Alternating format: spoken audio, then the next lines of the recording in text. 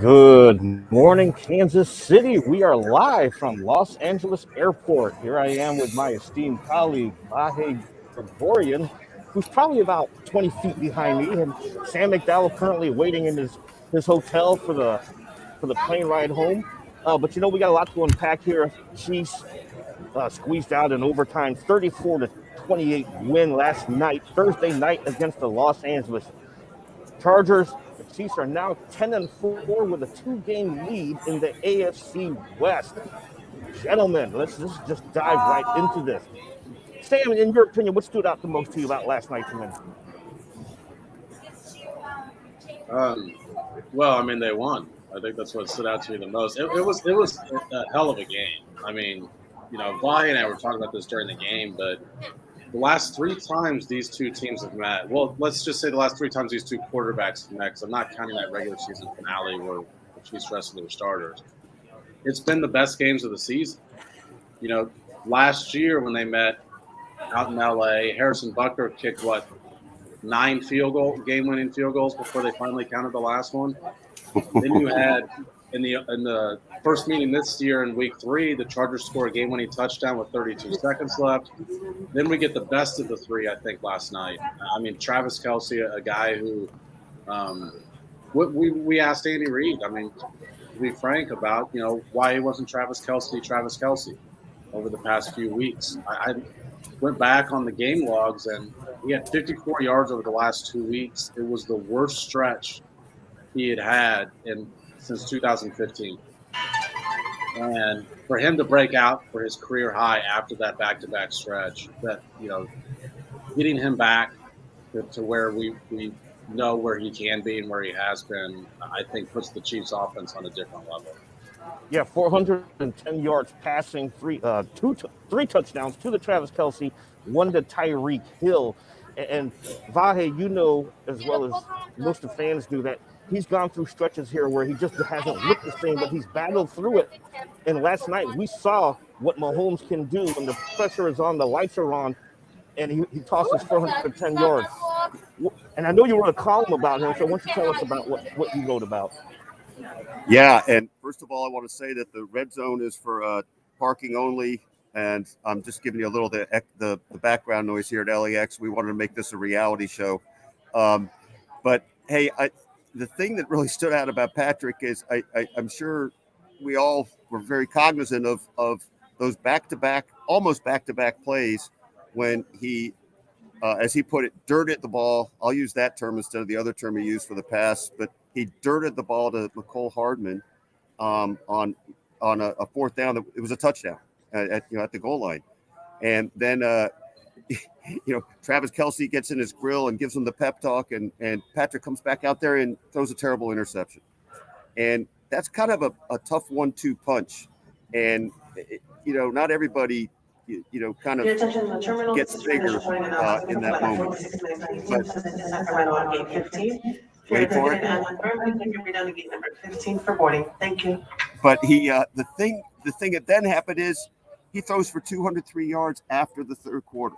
Like out of that 410, 203 was in the third quarter and overtime. 3 75-yard drives. I was so distracted by 2 75-yard drives in a 2-minute 31 second. I didn't really, think about the one in the last started with 9:29 left. So I think the point of all this is that we saw a little bit of, I think, the microcosm of Mahomes in that game, right? Go ahead and count them out if you want, but you better never believe that. And I think it reminds us what's still in there for the Chiefs, even as they've been winning 6 straight games, and he's had a couple flashy moments. You haven't sort of seen I can't believe he did that game out of him, and that's what I felt like last night. Yeah, I thought, just to that point, the headline put it best, that it went from his worst to his best. I'm glad I ran that by you and used that headline. But we, for a while now, we've been talking about, is Mahomes in his own head a little bit because he hasn't caught many breaks this year. I thought that fourth down throw to McCole Hardman that you mentioned kind of showed that he is a little bit. I just thought that was a situation where he gripped the ball too tightly and just knew that ball was there, knew how big that play was going to be. and just like he said, dirted the ball. And like you said, it was a really crappy throw, is what he said when you asked him about it. Mahomes was in a great mood last night. That was the only question he wasn't thrilled about answering. Federal law requires wearing a mask at all times while at. He wasn't thrilled about asking the answering the follow-up either. But we saw, like you mentioned, Vahe, also the best quality, I think, of Patrick Mahomes, which is things can be going really poorly. And this was something we talked about so much in 2020. Things could be going really poorly for a quarter, for 2 quarters, and last night for 3.5 quarters, and he's still Patrick Mahomes at the end of the game. And the end of the game last night required 3 straight drives. Game-tying drive, game-tying drive, game-winning drive, and he executed all of them flawlessly. What also helps him executing is when you've got Travis Kelce hauling in 10 catches for 191 yards, and you got Tyreek Hill hauling in 12 catches for 148 yards on 13 targets. And when you see these two players, the 69-yard catch from Kelce, and then also the 34-yard game-winning touchdown, his ability to pull away from the Chargers defensive backs and the linebackers, and Andy Reid and Mahomes were jokingly calling him the old man. Is he an old man, in your opinion, Sam? Well, I mean, he's older than most of the rest of the team. He's 32 years old. But, on that last play, that game-winning touchdown, I counted 6 Chargers defenders, a legitimate shot to tackle Travis Kelce on that play. And he barely gets touched. When he catches the ball, there's 3 defenders who are in their base stance to make the tackle, just waiting on his next move, and none of them anticipate what that move was going to be, which is a completely dart back to his right.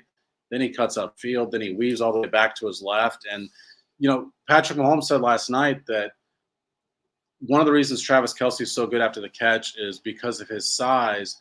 His speed is surprising to people. So they take bad angles on him because they anticipate they're going to meet him at one spot, and he's already by that spot by the time they get there. And that's sort of the Travis Kelce of old to me. And that's what we saw last night. The 2 big plays that he had were mostly him. The game-winning touchdown, Mahomes throws, a 5-yard pass over the middle. Kelce does the 25 yards of work I just described. The other one, Travis Kelce gets wide open despite a defensive back trying to hold him, trying to blatantly hold him so poorly that he falls down trying to hold Travis Kelce. Kelce catches the ball at midfield and travels the next 49 yards. And it's not like he had open field in front of him. I mean, he's still weaving through guys to get those 49 yards, which set up we talked about the last 3 drives for Mahomes. The last 3 for Travis Kelce are the 69-yard catch to the 1-yard line, the game-tying touchdown catch, and then the game-winning touchdown catch. And wasn't there another 30-yarder in there to him, I think? There was another catch in there. It's funny, though, just to tie together a couple things. I don't know if you guys felt like this, but because of what happened with Patrick and McCole Hardman at the goal line, when Kelce was so wide open on that play, I actually thought for a second Patrick might not get it to him. And I've never felt that way about him, like he was too open. But it was just that kind of night where things were a little off kilter, and the guy has the knack to come through when he has to. I see a lot of comments right now on our stream from people questioning the running game, and here's the numbers. Clyde Edwards-Helaire, 32 yards rushing on 9 carries. That's 3.6 yards per attempt. Darrell Williams gained 12 yards on 5 carries. That's a whopping 2.4 yards per attempt. Mahomes is Mahomes. Kelce is Kelce. Hill is Hill. But getting into the playoffs, as we start preparing for the playoffs, what's what is your alarm level over the Chiefs' inability to get some kind of running game going? Because they're going to need it in January. One thing I thought, I'll just say this real quick, Sam, then cut to you. I thought obviously those stats show that they weren't having great success with the run, but I thought maybe they got away from the run a little too fast. I don't know if they just felt like the pace the game was going, the way the Chargers were certainly getting to the goal line. If they were just going to need to be able to score faster, I don't know. I haven't been able to think it through enough, and the the bad night of sleep isn't helping me express it very well. So I just thought they maybe they could have stuck with the run a little more. And I don't know. You guys may see it totally differently. I mean, it's surprising because the Chargers have the worst run defense in the NFL, that was something they were not able to exploit. But alarm level, I mean, we're talking one game out of 15, and they have they significantly in the offseason they went out to improve their offensive line. They've significantly improved the entire offensive line, but particularly the run blocking aspect. I mean, that's the strength of their interior line now, is run blocking more than pass protection. They rank top 5 in the league in that. So I'm gonna take the evidence of the first 13 games as opposed to just the last one. Let me just throw this in too. Every game you see something that maybe you didn't think would play out as it should, or you would expect, or you just sort of think would be what a really good team does. But they're playing a really good team, and teams prepare for each other. And I think the Chargers maybe the second best team in the AFC. So when you look at it that way, these games are just going to be the sorts of battles we see, and the Chiefs have learned they don't win just one way. Is this where I need to take over the host, Herbie, while the two of you are at the airport getting instructions here? Hey, that's not our flight they were calling for. we should be good. Well, Herbie, you asked us what stood out to us. I mean, what stood out to you most about? I mean, we've gone through a checklist of things, but what was like the biggest standout to you? Let me host it. That's why I'm asking the questions. No, I'm kidding with you. Here's what stood out to me, and this was something that we saw a comment from one of the viewers here, and they mentioned special teams. I think a lot of people forgot how many players the Chiefs entered this game with that were on the reserve COVID list. They had to pull up 4 players from the practice squad. And when you do that the day of the game, that affects what Dave Tobe wants to do on special teams. You had a lot of players in there who were not typically part of that rotation. But the fact that the Chiefs pulled this game out without Chris Jones, without Willie Gay Jr., without Josh Gordon, 3 players they rely on, and they come into LA, and as Vahe says, you consider the Chargers the second best team in the AFC. Imagine how better they would be if they actually kicked field goals on 1st and goal, or 4th and goal. But to me, I enjoyed the fact that the Chiefs came into this game with a lot of adversity, especially with how COVID is affecting the NFL right now. I think it was more than 100 players over the early part of the week landing on that list, and they came down here and showed why they are the team. Yeah, the 4th down thing was really interesting. Analytically, I thought they followed. I'd like to see the model on all of them, and Jesse wrote a good story about that from back in Kansas City for us. But the 4th and 5 on the opening drive surprised me the most. A lot of these models have you going for it on 4th downs because over the long haul, it helps you out. And by the way, it helped them win a game in Kansas City in week 3. They went for it on 4th and 9 before that game-winning touchdown with 32 seconds left. Otherwise, they're going to punt. They had the punt team on the field and then bring back the offense. And then remember, they got to delay a game. And so we all thought, well, now they're going to bring the punt team back on. They still went for it on 4th and 9, and they got it on the pass interference on DeAndre Baker. So I feel like you've got to take those decisions in the broader picture of, it's always going to be easy to single out the decisions and the ones that went wrong. But, the math may favor you, but the math's never going to be 100%.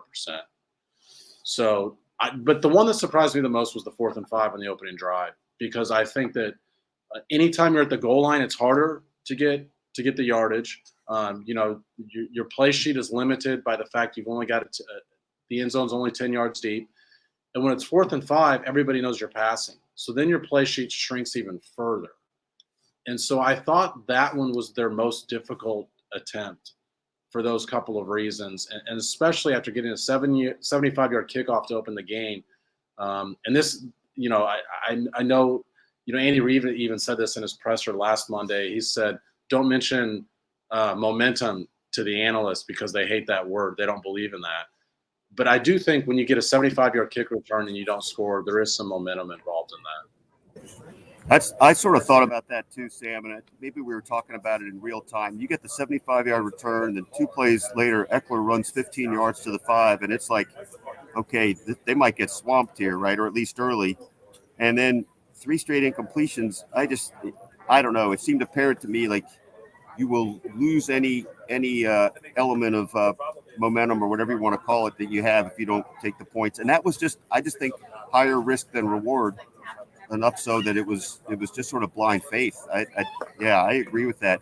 But one other thing, Herbie, just to your point, if you step back from this game, there's 10 things about it, including Melvin Ingram's apparent ability to influence coin tosses.